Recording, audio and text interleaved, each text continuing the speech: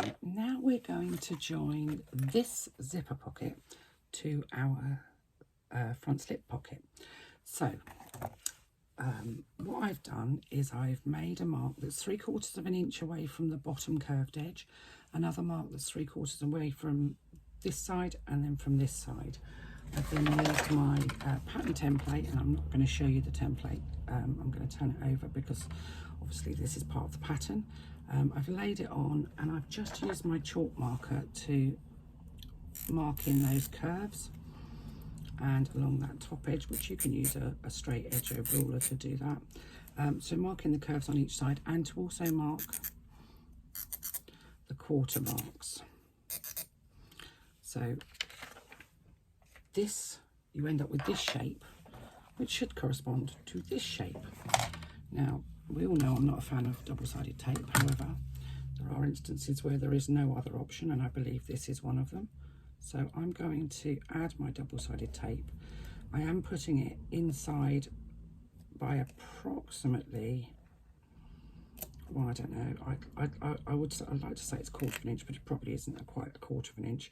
But I'm trying to keep it out of where I will be stitching, because I know that I will gum up my needle if I stitch through this. This is not quilter's tape, it's a generic stuff that comes from eBay. It's as sticky as you like, but which serves the purpose, but it's not great if you sew through it.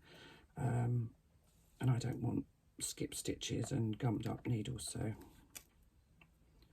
I'm going to put it a little way inside of that marked line. But because this is really narrow, I can actually do this without having to do sort of 15 different pieces. I can get around the curves quite easily. Whereas the thicker stuff, you tend to have to do lots of little straight lines to get round curves. So I'm just going to make sure it's properly stuck onto my pocket piece. And I'm going to try and get the end up. This is the bit that I will struggle with. Okay, that end doesn't want to come up, so let's try the other end. Oh, got it.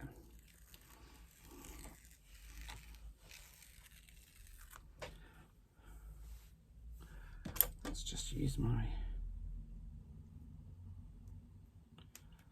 tool to stick that down. It's very, very sticky, this stuff.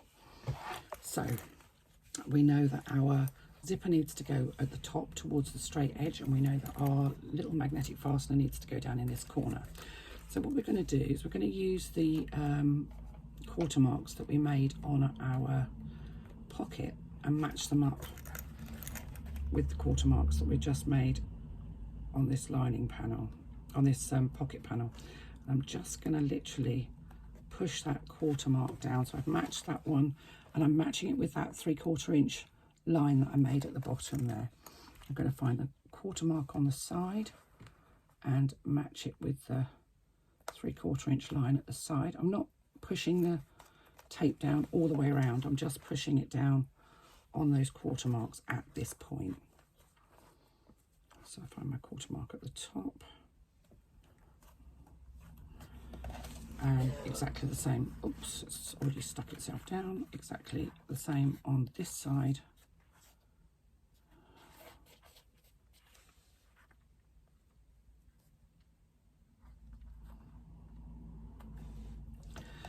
And then once I've done that, I'm just going to go back and I'm going to ease those curves in exactly the same way as you did when you were easing your gusset in. I'm going to ease those curves round onto that marked line that I just made.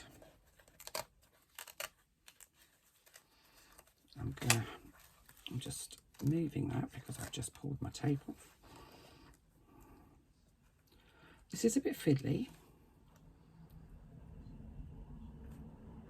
but your tape should hold everything in place.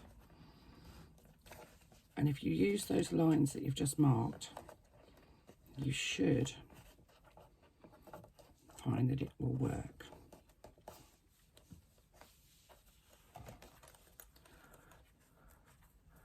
Got bits of thread all over the place. You find this top edge is easier with the zipper open because it's a little bit more malleable. And you're just pushing the pocket down onto the double-sided tape that you've already placed.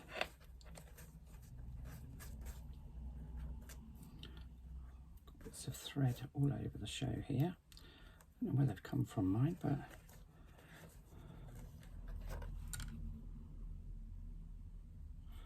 I think I dropped it on the floor and I think it's picked up threads on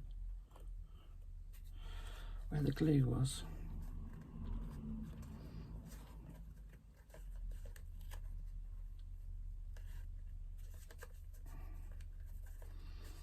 Once you're happy it's where you need it to be, we can start stitching it in place. Now don't forget you can squash that pocket. I'm going to start with a long thread on the top and the bottom because I'm going to bury my threads, and I'm stitching around the outside using an 1/8 of an inch seam allowance, or a scant 1/8 of an inch if you dare. Hopefully that means that I won't be stitching through my double-sided tape.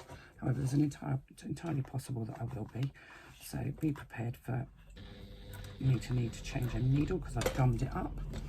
Difficult to tell,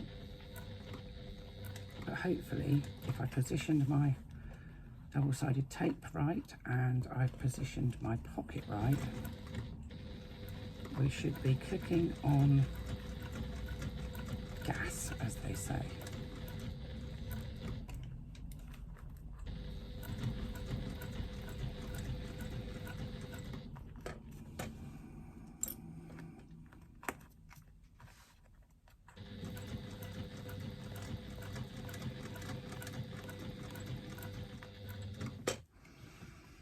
Take it nice and slowly, and you should be able to sort of flatten out your pocket gusset as you go so that you don't get any puckers. If you need to use an awl, then do so. When you come to these curves, just take it slowly.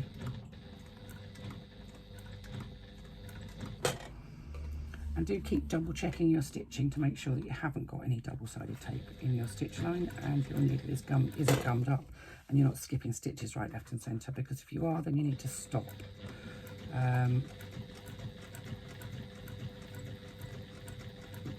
Because you don't really want to make lots and lots of holes where you're not actually stitching.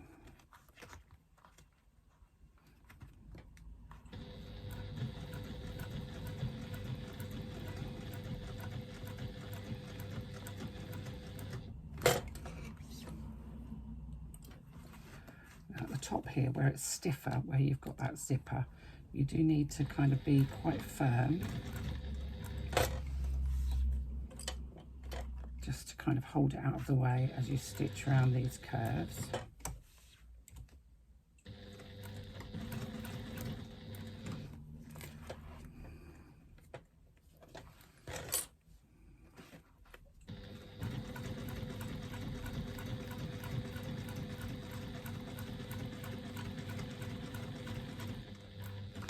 You may find when you get to the other end where you've got your zipper pull, you might need to move your zipper pull out of the way to save you stitching over it.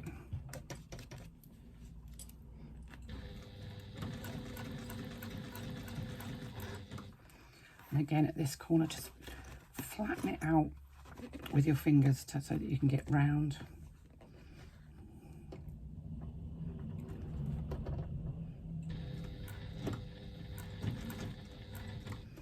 What you want to try and do is land back in the same hole as you started your stitching. Raise your foot, put your work out. Oop.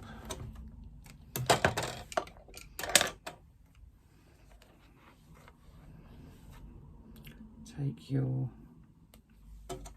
threads from the front through to the back of your pocket.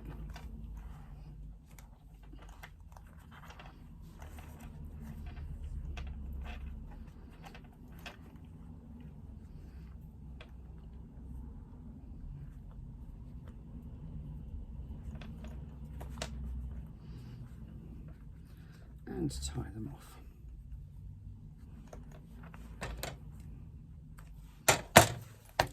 And your pocket is now in position. Now, because my zipper tape is quite stiff, it's a good quality zipper, and this is quite soft quite soft leather.